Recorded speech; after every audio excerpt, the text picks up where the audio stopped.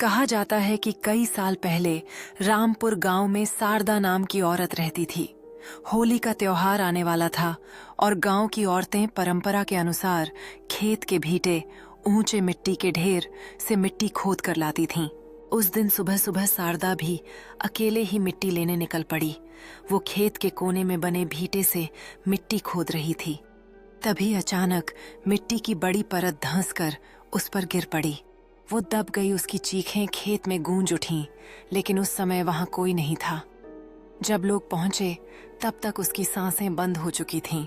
उसकी मौत के बाद गांव में अजीब घटनाएं होने लगीं। रात को लोगों को खेत के पास किसी औरत के रोने की आवाज सुनाई देती। कई लोगों ने देखा कि एक औरत बिखरे बाल, मिट्टी सने कपड़े और लाल सुर्ख आंखों के साथ खेत के किनारे खड़ी रहती थी। गांव के लोग डर में जीने लगे और हर रात उस भूत की कहानियां सुनाते। शारदा की आत्मा की कहानियां हवा में तैरने लगीं और इससे गांव में अजीब खौफ का